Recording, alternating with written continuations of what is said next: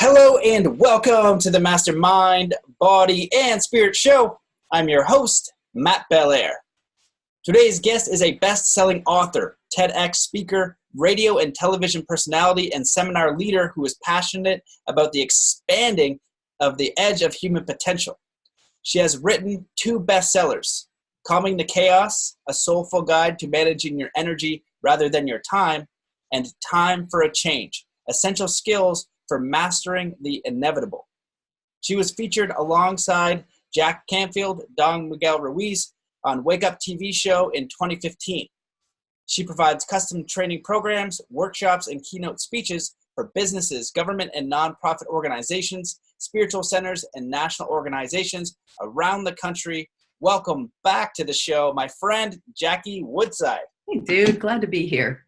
Yeah, it's great to have you back on the show. We had you the first time. People had really great feedback. I loved it because everything you were saying was on point. You're really an expert in your field. You were kind enough to send me your book, Calming the Chaos. Thanks, dude. I got into your email list and was looking at everything you put out. And what I like about personal development and self-help and any of that is that if I want to learn something, I want the technique that works. Yeah. And the way that you're able to share your experience and your knowledge is very practical. And for me, that's what I like. Fluff and story is good. We need story about why it works. But for me, if I want to get stronger, just tell me what I need to do. If I want to be able to concentrate or be more productive, tell me what I need to do. And even your money vibe challenge, studying the law of attraction and mindset and all these different things, it's all practical takeaways. So we've stayed in touch and I really appreciate your work. So thank you for coming on the show. And let's just get into it. Yeah, I love it. So, I really appreciate that, Matt. That is what everybody says about my work, that I take these kind of very esoteric, deeply spiritual or philosophical principles and just make them deadpan practical. So I guess that's my superpower, probably because I need everything, kind of dumbed down and simplified so that I can make it applicable to my life. And that's really my commitment, is to take these really important kind of energetic principles and make them just so anybody can use them, like right now, today. How can I make a difference? Yeah, and you have an amazing background. Like, you've done a lot of work in psychology and in different fields. Most people write, a book, and some people write many books, but you do whole entire training programs for all of these different aspects, which are a lot more challenging than a book. There's a lot more information. There's a lot more feedback from the participants. And then that's a real great way to test the theory. If I want to make somebody a better athlete and or stronger, or help them with meditation and feel better, right? I want to feel better throughout the day because I'm not happy or I'm always frustrated. If I give a tool or technique like meditation, what's the feedback? How much do they improve each and every day? So when you're live in workshop, I realize that feedback that you get, you can refine those skills, you can refine those techniques to a high degree. So you're working on a lot, you do a lot of things, but right now one of your top things is life design. And I love that because pretty much when I'm talking about coaching or whatever, that's what I am asking people to do. Life design, not just in what you're going to embody with your career, but mental, emotional, spiritual. And I know that you have laid it out even more detailed than that. So I'd love for you to start with that and speak on that. What is life design to you? Sure. Yeah. Thanks for asking. So I say that in life design that people are either living their life one of 2 ways, and they're probably not aware of it.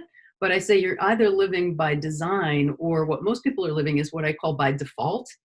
And what I mean by that is just like, you do your thing, like, oh, okay, I went to high school and I did that. No, okay, now I go to college. Oh, yeah, I did that. Oh, now I got the career. Oh, okay, I did that. Oh, now I get the spouse. Oh, I did that. Oh, now I get the next spouse, and people just kind of go on with this pattern of living and without really stopping to think like, wait a minute. And usually somewhere around, late 30s to mid 40s, people wake up and be like, wait a minute, like, whose life is this anyway? How did I get here? What happened to me? Like, who am I? Where am I going? And what's this all about?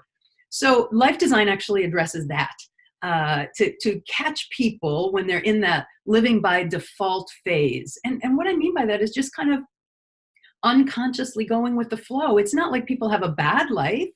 People, can create really great lives by default, but it's still not based in what I say in life design, who you came here to be, what you came here to deliver. So most life coaching programs start with like, okay, what do you want? What's the barrier to getting you there? And we're going to remove those blocks and barriers, and then you'll have what you want. Well, let me tell you, I was a therapist for 30 years. I've been a coach for 27.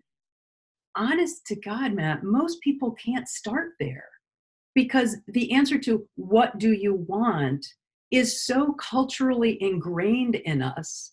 You know, if you go to a vision board workshop, right, everybody's vision board kind of looks the same. It's like the hot body, the great car, the beautiful house, and the hot partner. You know, like it's kind of that. And we've been spoon fed this notion of what it means to lead. I don't know, to lead like the ideal life. Life design is about leading a meaningful life, right? So in life design, we don't start with the question of what do you want? That actually comes about midway through the life design process. Because before you answer the question, what do I want? You have to answer the question, who am I? Why am I here? What do I care about? What am I willing to commit my life to? So that then the what do I want actually has a ground of being to be established in. So that to me is life design in more than 2 sentences, but kind of in a nutshell. That's amazing. And it is really the foundation if you want to live a meaningful life. You know, you can acquire things, and that's, you know, if you look at the ancient spiritual texts like the Vedas or something, a lot of the time they'll say getting out of materialism. Not like it's necessarily bad, it's just a degree. If you look at people who are only going around to acquire cars and acquire money, and that's their main goal, not necessarily bad, but their level of happiness, their level of fulfillment, their level of joy in life, their level of inspiration. Like Richard Branson's a great example because he has tons and tons of money, but he is so happy. He's just like, there's no difference between work and play. It's all living. And that's so is that possible to create? How do we find that? But we have to get to the meat and potatoes first of who we are, how we want to express, how we want to live. And I think Jesse, I can't remember his last name. It's like Itzler or something like that. He did a course recently that was like, you know, your bucket list. He's very, very successful, and he sees a lot of successful people. So he did a program of just like, this is your bucket list. You know, what do you want to do? What's your life bucket list beyond just the acquiring of material things and stability and comfort? So what I wanted to ask for that step one is it as simple as asking those questions? Because people, when I'm working with people and I say, you know, what is it that you want? And I learned this at my first Burning Man, because it's such a crazy environment at Burning Man. What happens very, very quickly is you just want to know how the person is. How are you? Where are you from? Oh, I'm from Canada. You know, I'm from here. That's great. Like, how are you? Like, how is life outside of this craziness? And most people are living, as you put it, like by default. You know, they're just kind of going around, and it's okay. It's kind of how their circumstances have gone together from culture, from schooling, and what's happening. Very few people are living on purpose. And then when you ask them what do they want, they're not exactly sure. So how is it as simple as asking those questions, or do you have a process for diving deeper on understanding who we are, what we prefer, and then how do we then begin to move towards that? Because it was shocking how very few people ask them, you know. Ask those questions. So no, there's definitely a process. It's it's a step-by-step formula that walks people through these questions. And not only is it a process, but it's kind of a philosophy as well. So it's both a process and a philosophy. The philosophy is that everything in life is energy. Your energy, I'm energy. Our energies are similar. We have a similar vibe. Therefore, we attract one another. Not like we want to hop in bed. Not that kind of attract. Although you're kind of cute, but whatever. Kidding. Love you. Love your spouse, your partner. But, you know, not that kind of attract, but you and I think alike. We believe the same thing. So we are attracted to one another in a vibratory pattern. So the philosophy that everything in life is energy, and that we came into this lifetime with a certain energetic impulse that needs to be fulfilled upon, both through how we think and believe, and then how we behave, and then the choices that we make with the life force energy that we've been given. So there's a philosophy that there is a who you came here to be, and that through this process of discernment, you get to figure out what that is and then commit your life to it. Like that's what I'm committing my life to being, no matter what my external circumstances are. So the process is starting very, very, I mean, to me, it's very simple, but it's not easy, I guess. It's a very simple process. We start with evaluating what does your current life look like? What are your blind spots? You cannot change what you cannot see. So we do a deep, deep dive into the current structure of your life, 150 items that we review on a checklist, and then that's just one inventory, really looking at how have I designed my life so far unconsciously? What's working, what's not? My finances, my relationships, my health, my physical environment, my career, my life balance. We do this deep dive inquiry into how have I designed my life? Because what's underneath that, how you've designed your life unconsciously, are the beliefs that you have about life itself. So one of the things that life design brings after you go through all of these steps of discerning who I am, who I came here to be, and where I'm going to go, given that, is what needs to shift in your life so that you have a different experience of life is your consciousness, your energetic consciousness. And so at the end of the program, I'll go back to the beginning because I know that's what you want to hear. But at the end of the program, what we teach people is, this is great. This is who you are. This is what you value. This is who you came here to be. This is where you're going with your life. But if you don't change your beliefs and emotions and attitudes and thoughts, none of that's going to matter. So that's the other real distinct factor of life design is it teaches you how to elevate your energetic consciousness, because the whole philosophy of life design is everything is energy. So yes, there are steps and there's a process. It begins with this assessment, deep dive look at what your life is so that we can extract what limiting beliefs that you have, how you see life itself. And then from there, it's a simple process of inventories, coaching and questioning of what are the values that you want your life to be based on? This is legacy work. And I say, what do you want, the people standing around that 6-foot hole when you're in it, what do you want people saying about you? So it's not just, oh, what do I value? It's much deeper than that. So we go there, and then from that, we take those core values and turn it into a statement of being. So some people call that your mission statement. So we create a statement of being. And then from there, we move into, given that this is what I value and this is who I am, how do I want to create my life over the next 3 to 5 years? That's the what do I want? What's the vision statement? But it's not just pulling this what do I want out of thin air. It's grounded and based in your values and your mission. And then I teach people how to take that vision, translate it into goals, how to take those goals, translate those into daily actions. That's my Calming the Chaos book, which teaches people that productivity piece. That's amazing. That's why we're friends. Right. That's and then all of that gets grounded in there's something else that we have to fulfill when we're doing all of our worksheets and inventories and life design. And it's, you have to discern what way of being are you going to engage these goals with. So it's not just, I'm going to, I've got to go, start my own podcast. Because you can do that, like, oh shit, man, podcasts are like so much work. How am I going to get all this done? I don't really know anything about it, right? You can take it on with that energy, that way of being. So in life design, we have people determine what's your way of being going to be for this goal in advance. Like, think of the goal, think about how do you want to experience yourself in that goal? Because goals are not the point. What the point is to raise your consciousness, elevate your vibe, because that makes the goals happen so much more quickly and easily. Things show up and life just starts emerging around you to support you when you're living in that high vibratory pattern of clarity, hope, optimism, strength, and just gut level clarity about this is who I am, so don't mess with me. That's amazing. See, I'm going to say it again. This is why we are friends, and you're back on the show because we've had a few conversations on the phone. I always like talking to you, and you seem to have an ability to go to a very core level of depth. I don't know if there's probably deeper layers somewhere, but very few people will talk about legacy work, and I'll phrase it in a different way. It's, I'll just say, and I factor this out through having the podcast and through doing my own work and speaking to experts. But the way that I phrase it is just, what's something that's so meaningful to you that you would spend the rest of your life doing? It's more like a direction. It's not just an outcome and then that's it. But what you're able to do is, it's that idea, but you've been working with people for so long, you're able to categorize it, use really quality analogies, and then give the processes of the building blocks to get there.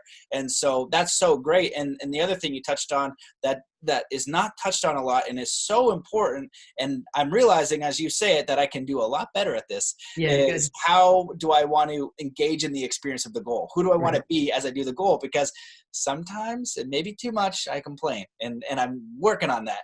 And Right. sometimes I'm waking up and I want to get out of bed and I'm like, oh my goodness, I'm overwhelmed with all of this crap that I have to do. Right. And I'm doing it, I'm getting it done, but I could do it in a much better state. And I know that, but it's like sometimes I'm unable to switch it. And I know that you must have, just even with the clarity, like having that understanding, having clarity and writing it down, then you realize you have an option. You realize that you can go to the gym, for example, and train and hate it. You could, go do a podcast, go through it and be like, oh, one roadblock, another roadblock. Well, that's a part of it. Roadblocks are definitely going to be a part of it. So when you understand that, you can prepare mentally and who you want to be in that interaction, which is so key. So maybe you can speak more about that if you wish. And then the follow-up question that I'm curious about, because I would love to hear your perspective on, is the beliefs thing. Okay, so I'm like, this is who I want to be. I want to get in shape. A lot of people struggle with the body and the body image. I want to get in shape, but I can't stop eating chicken wings, and I can't get my butt to the gym. Right? I want to be successful, but I don't know how to do that. I know that I want to make the money here, but I'm afraid to make that first choice. So how do we start to get into elicit those limiting beliefs and then install the more positive perspectives and who we want to be, so we can move towards those goals? Yeah. Gosh, there's a lot to unpack there. Take it as Yeah. much. So, how do you start eliciting and changing your limiting beliefs? It's the whole pattern of consciousness is woven all through the life design curriculum. So we begin at the very beginning looking at, the life assessment, and then what are the beliefs that created this. So it's stepping back and looking at it. And then when we take on goals to shore up your strong foundation, that's what you're building your life on, is your strong foundation. When we start taking on those goals, it's determining in advance what the way of being is going to be. So you start very early in the process getting trained in, oh wait, I have teaching on use your mind to train your brain. And so what people understand is that part of what they have to unpack or rewire is their neurological programming that says, I want to be healthy, but I eat chips all the time and I don't go to the gym. What I encourage people to say is, I eat chips all the time. I have eaten chips all the time up until now. And today is a new opportunity to do that differently. I've never faithfully gone to the gym up until now. So now I can create a new experience. What is the belief that would need to support that? What's the desire that you have? What wants to get birthed through you? So again, none of that's going to change if it's not grounded in who you came here to be. So we wouldn't even get to those life changes until people know their core values and know their personal mission. Once you have that, I'm telling you, Matt, it's like something switches in people. Their face lights up, their body posture changes, and there's this sense of like, wow, privilege, honor, and responsibility and duty, like all at the same time. It's such an honor to like have this life and be this being. So just for an example, so for me, my mission statement, based on the core values of transformation of consciousness, service, contribution, spiritual growth, and joy and freedom. Those are some of my core values.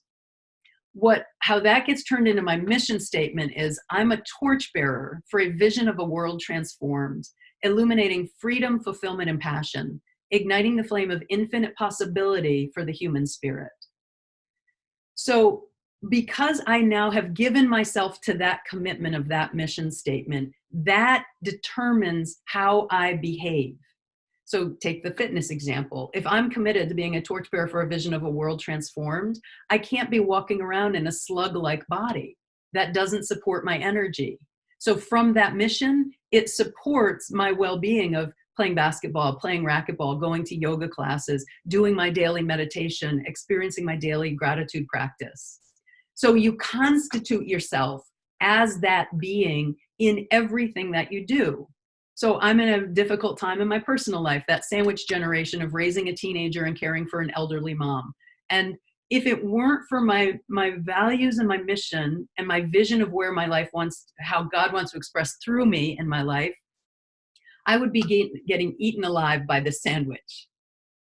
But because I have this commitment and clarity about who I am, I can be in the midst of really challenging circumstances, but still be clear on how I'm going to experience and express myself in life. Because it's not grounded in my circumstances. I don't want my being to be given to me from the outside in. That's a default life. Oh, my son's acting out. Gosh, I'm so stressed. I'm so upset. This is just awful. Oh, my mom is this, so, oh, I've got so much going on. No, this is who I am. And I bring this being of joy and freedom and fulfillment and passion and transformation of consciousness, spiritual growth. I bring that being to my circumstances. That's the life design difference. I don't have to figure it out because I know who I am, what I care about, what I'm founding my life on, and the direction that I'm going with my life, regardless of outside circumstances. All of that is really amazing. And you touched on a lot of great points there. The way that I understand it, and I see the massive, massive, massive shift is that we're not really taught in our culture or in our school system to figure out like who we really are or what we really want and how we really want to live. And it seems like you've distilled the elements that are most important to our character, our being, our way of life. And when somebody goes through that process, when I do coaching, I bet you it's like, it's similar to what you do, but less refined. I would say I'll give you the more refined version and more detailed version, but it's exactly right. So it's interesting how many people that I'll work with will be like, I have no idea what I want to do with my life. You know what I mean? I'm in this job. I have no idea who I am or what I want to be. Ask them a series of questions. And then 2 weeks later, they're like, oh, this is what I want, because they've never given themselves that time to identify that. And what a special gift to empower people with a feeling of a sense of purpose that they have created. And so many people feel like this is out of their reach, that they don't know how to find their purpose. What's the meaning of life? All of that kind of thing. And that is really sad. And when you're empowered, that's the best thing that you can do for all of humanity, because that's going to be your unique expression. That's going to be what you want to give to society, to the world, and ultimately what you want to experience here and what you want to do. Right. We actually start, before we even do values, we start with life purpose. So we answer that question as well. So in life design, we distinguish between purpose and mission. Purpose is kind of a more global, like what is the purpose of humanity that I'm an expression of? And mission is my individual, if you will, God seed. How does God want to express through and as me? And when I say God, I really don't mean like the white man in the cloud with a beard. I mean the animating life force energy of the universe. How does my animating life force want to express through and as me? That's really the question. And for purpose, we actually teach life purpose in life design. You don't have to go discover your purpose. You understand that the purpose of humanity is to grow in consciousness back to the divinity from which we've came. So we teach a consciousness model in life design where most people are living in what we call stress and survival consciousness, like just getting by, like, damn, it's hard. And it's, at survival, it's like, damn, it's hard. And like, screw it. I'm like, I can't be bothered. And we all have days or moments of that. It happens all the time. Sure. And then you get up and it's like stress consciousness, like, damn, it's hard. I better get on it. I better get to work. Like the consciousness you wake up to in the morning, like, oh, I just want to, have a blanket moment, cover my face with a blanket, because there's so much. Like that's how most of our culture is living. But as you continue to grow in consciousness, you have this experience that life just is. It's not hard or too much, or it's like just life just is. And I get to express myself through life. Life expresses through me. And when you realize that, you live with a sense of clarity, hope, optimism, and then, of course, transcending that into the highest levels of consciousness, just living with unconditional love and joy and peace and satisfaction. Now, look, none of your listeners are living there. I'm not living there. But that's what we can grow into. So we start in life design just teaching, like that's your purpose. If you're growing in consciousness from this kind of, stressed out, overwhelmed slug into a person who's got clarity, hope, optimism, love, contribution, giving yourself to life, you're fulfilling your purpose. But the question still remains, what are you going to do with your life? So that it kind of answers an existential question, but it doesn't answer the more practical question. again, there's so much there. What I think about now is there's so much out there about embodiment, right? You look at the spiritual communities and like, well, how do you embody this, and your level of being, and what you're sharing to me anyway, it's the level of embodiment, life purpose, meaning, all those things that people ask, but with a little bit of a deeper understanding, a frame that is more empowering. Because what I found is like a life purpose is an end result. It's just like, oh, this is the purpose of my life. It's like more of an expression. It's like a Yeah. process. It's like a being, because we don't know when it's going to end, and that's a challenging thing. But we do know. I had a podcast a long time ago with Frank Ostaseski. I should have him back on the show because it's a great podcast. But he is a co-founder of Zen Hospice, and he wrote a book called The Five Invitations. And it's basically after helping thousands of people cross to the other side, understanding what their regrets were, what was most important to them, how they wanted to live their life.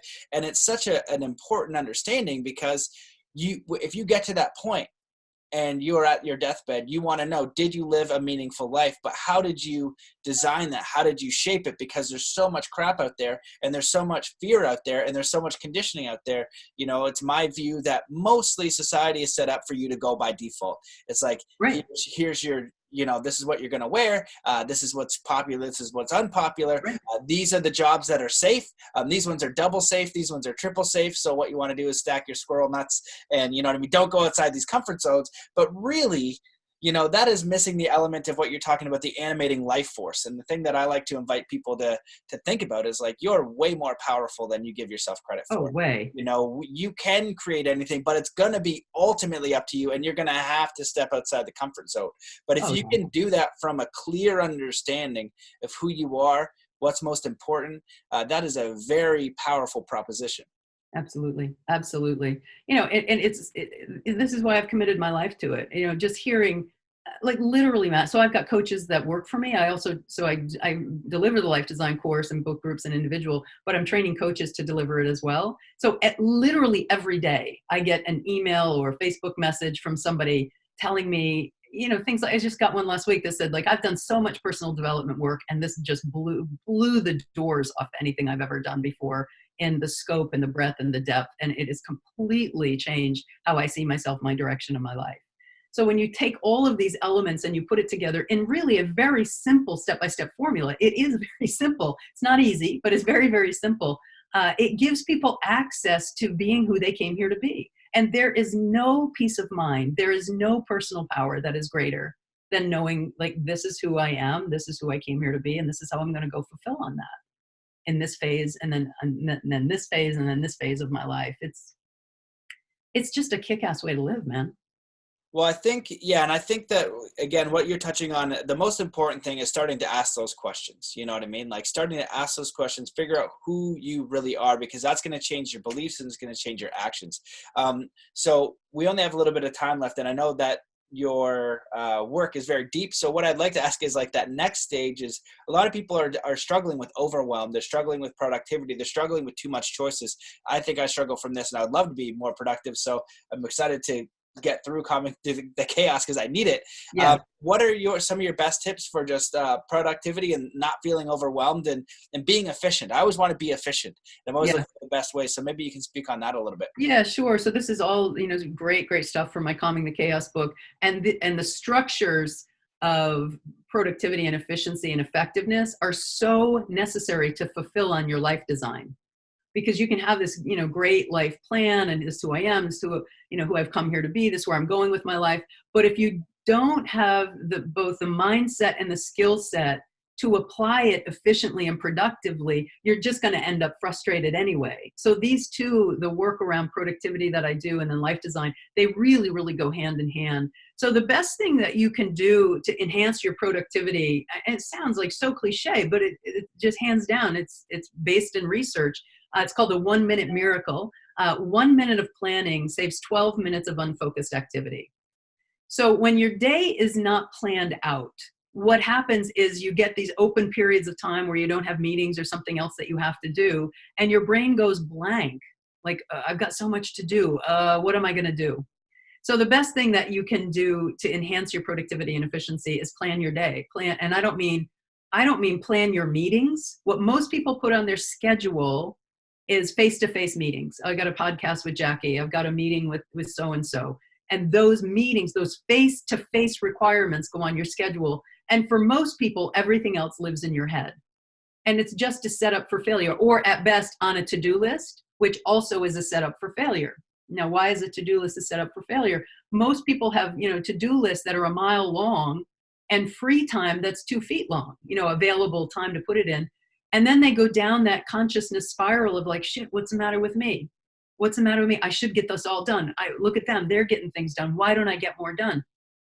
There's nothing wrong with you. It's just you've underestimated how long each of these items takes and overestimate what you can actually accomplish in a given day. And then that creates a downward spiral.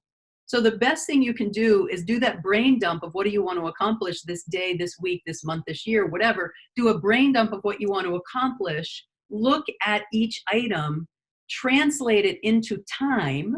Like, how much time is that actually going to take? Now, most people are dead wrong. So I would say double it. Oh, that'll take me an hour. Schedule it for 2. Because really, people have no idea how long things actually take because we're not trained in orienting ourselves toward time. We're trained in orienting ourselves towards tasks and to-dos. And when that's divorced from an understanding of the resource of time that we have to use, it becomes really just a nightmare of and this is what causes overwhelm, way more that we've committed to doing than we actually have available time and energy to do it. So do your brain dump of what you want to accomplish, say this week, put that all down on a list, translate each of those items into a time slot on your schedule of when you're going to do it, throw the list away. You don't need a to-do list. You actually need to populate your schedule with what you need to do, and then live your schedule. So without looking at my schedule, I honest to God, I would not know what I'm supposed to do next. My head would go completely blank. Now, because I'm the one who's populated my schedule, I'm the one telling me what to do, but I have to tell myself what to do in advance. Otherwise, I will be busy, but not productive. Everybody's busy. There's lots of things to do. But the question is, are you productive? Are you actually moving your projects, your plans, your initiatives from phase 1 to phase 2 to phase 3 into completion? Very few people actually do that. And it takes a lot more focused planning and preparation than people realize. So how you do that, do the brain dump, break the items down as much as you can, translate them into time, put that time on your schedule, and then live your life according to what you've planned and scheduled. Well, that's amazing, and I've definitely experienced the busy version. I feel like most people have. I have an inventory in the book, the qualities and characteristics of busy juxtaposed to the qualities and characteristics of productive. And I have people go through that checklist, and 99% of the time, people are heavily weighted on the busy side. Stressed, overwhelmed, chaotic, reactive, unclear, uncertain about direction. And then on the productive side, it's like, planned, responsive, organized, thoughtful, centered, optimized instead of stressed. And it really is a qualitative difference between being productive and being busy. I think there's a whole chapter on it in the book. Yeah. Well, this is really important stuff, again, especially for me right at this point in time, because all the projects and things that I want to do, there's a lot, and I'm productive to a degree, but I know I could be a lot more. So yeah, you could just be more productive. Yeah, you are productive, man. You get things done. Your body looks great, and you're taking care of your family, and taking care of a lot of people with these podcasts. You're doing a lot. I appreciate that. Well, I know I can do more. So we have 5 minutes left. Okay. So you know that, because I know you're busy and got a lot of stuff. No, so never busy, always productive. Right. Do you use a specific scheduling software or anything that helps you? Nope. Any planner will do. People say people ask me, well, what apps do you use? I say it's not the app, it's the application. So I use iCal just because I use a Mac computer, and so iCal is there. My spouse uses Google Calendar, and we merge and sync our family calendar onto both of them. So the app is not the key. The application is the key. Right. Okay. So this one's going to be longer. Let's see if you can wrap it up in 2 or 3 minutes. But this is an example, right? So for me personally, what do you recommend? I have like other books I want to write. I want to write a course. I want to do like all these big vision things, and I can see them. I've written some of them down. And I got to write them in my journal. Then the challenge that I face sometimes is a lot of it's like mental. So I've got all these tasks that the like uploading podcasts, things like that takes a lot more time. You're right. And it's always a pain in the butt, but then I code, let's say, an hour of creative time to write or two. Do you have any suggestions for like an artist, what I think would go through this, right? They have all these ideas, how to pick of like the 20 good ones, you know, get that one. And then once it's time to execute, to be in an empowered state, right? Because so many people wait until, oh, I'm creative now. Now I'm going to do the filming. Oh, I'm creative now. Now I'm going to write or do the paint or I'm going to do the thing. So can you speak on that a little bit? Yeah, sure. Gosh, I don't mean to sound like I'm giving a plug, but I would say do the life design course, because it's going to ground all of that creativity and the I want to. See, here's the thing we learn in life design is you can do anything, but you can't do everything at the same time. So what we do in life design is we take all of that creativity, and I have people just do this enormous brain dump of what's possible for you over the next 3 to 5 years. And then we take that vision of what's possible. See, most people overestimate, listen to this, Matt, this is important. Most people overestimate what they can do in 1 year and underestimate what they can do in 3 to 5. So, you know, if I were working with you, I would say just do that brain dump, literally get it all down on paper. And then decide what is it, how does, you know, in my language of life design, how does God want to express through and as you right now? What are those things that you're going to be doing right now? That becomes your goals. Then your goals become your schedule. So some of them, you know, say for the most part, given all that you've going on, you could maybe pick 2, maybe 3 of those. And you start and you populate your calendar with those 2 or 3 vision areas, break them down into goals and put them on your calendar. What happens when you actually train yourself to live that way is you end up getting into such a momentum and such a flow that, I mean, this is a literal example. I did this with a client a few years ago, and he accomplished his annual goals in the first quarter. So when you're living in this high consciousness state with clarity and sense of purpose and direction, it accelerates things. So you actually end up getting so much more done because things show up and the barriers, the procrastination, the head junk is just gone, and it's like, let's go. So what you're able to accomplish in a shorter period of time is extraordinary. So again, just to make it succinct, do a brain dump, decide, you know, for say the next 3 to 5 years. But again, you know, I worry a little bit about just having people go do that, because when it's not grounded in who I am, who I came here to be, what my life purpose and mission is, I think you're, you know, kind of pissing in the wind, but go for it. You know, you have a good sense of who you are. But I think that foundation work is really important. I never start with vision. But because you asked that question, I would do a brain dump, pick those 2 or 3 things, break them that you can work on now. What are you going to do now? Pick those 2 or 3 things, break those into specific actions that we can watch the video of you doing it. That's how we know it's an action. We can watch the video of you doing it, then take those specific actions and put them in your calendar and then live your life that way. If you did that for the next 3 to 6 months, you would have so much momentum, you wouldn't need to talk to me about this anymore. Awesome. Well, I appreciate all that. And the way that I kind of frame what you're saying that I think is important is that we all have personality types, and my personality type is very strong in vision, big picture thinking, creativity, less strong in that side. And so it seems like the course kind of buttons all those things up, and not all people are aware of their strengths and weaknesses. And so when you have all those processes, you can see and just, you know, create a tool or a training or learning or understanding of what needs to be improved so you can get to that next level. But there's always a way. So again, this was an amazing podcast. So much useful, practical information. I love it. Thank you for coming on the show. Where can people find more about you, Life Design Course, all your work? Good. Yeah. So a couple of things. I want people to know the book that you showed, The Calming the Chaos. People can actually get that for free with just paying shipping. So that's calmingthechaos-book.com, calmingthechaos-book.com. And it's a free giveaway. There's a little webinar there that people can watch and just pay for the shipping, and I will pop that out to you. I'll sign it myself if you'd like, my signature on it. So, you know, and that it's going to teach you all these productivity structures that we covered in the last part of this call. And thank you for asking that question. People can reach me at JackieWoodside.com, and the Life Design course is, imagine, thelifedesigncourse.com, thelifedesigncourse.com. You'll find me there. You'll also find my coaches. And What I most want to say to people, because this is my biggest passion, Matt, this is my legacy work. I am training coaches in how to deliver this work. And there's nothing more gratifying for me than watching my coaches. I've got coaches who are bringing this to teens, Life Design for Teens happening next month. I've got a woman who's an African-American conservative evangelical Southern Baptist from, down South, bringing this to a community that would never probably embrace me and who I am and the way that I think and the way that I speak in their theology and their approach to life. She completely gets it and is making that bridge into a community of people that I'm probably never going to reach. I've got people taking this into different parts of the world. I now have 2 people who speak Spanish who are part of the community, so I'm excited about that. So I most want to say this for me, I'm committed to creating a world where love prevails, where people are living in the consciousness of their God self, their highest essence, their highest effervescent self.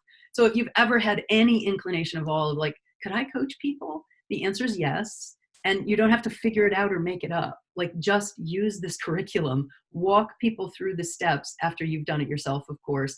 And it is a life-changing experience for people. I just ran a coach community call last night, and listening to my coaches talk about the changes in their lives and now their clients' lives, I'm just really happy, Matt. And it's a delightful thing. So those are the 3 places to find me: productivity work, calmingthechaos-book.com, Life Design, the lifedesigncourse.com, you have to add that word in there, lifedesigncourse.com. And you can, of course, find me, JackieWoodside.com. Amazing. Well, I love it. And yeah, you're definitely an expert in the field. Like I said, I've looked at your work and the way that you've broken it down and the way that you're able to articulate it. And I know from doing probably a fraction of that course with many people, how powerful just one element can be. It just shifts because we're just not taught this. And these are all of the fundamental underlying things that are really important to understand about ourselves and how we navigate life. So it sounds amazing. And just thank you so much for coming on the show. I always appreciate connecting with you. So Thank thanks you, for coming Matt. on. And listen, I really want to acknowledge you for what a difference you're making in people's lives. And, the quality of content that you put out and the energy that you bring to it, your commitment to it is just extraordinary. So, my prayer is that you get blessed tenfold for the work that you're doing for the world. I appreciate that. Thank you. Right back at you. All right. Cool. Love you, bro. Yeah, love you too. Thanks guys for watching. See you in the next one.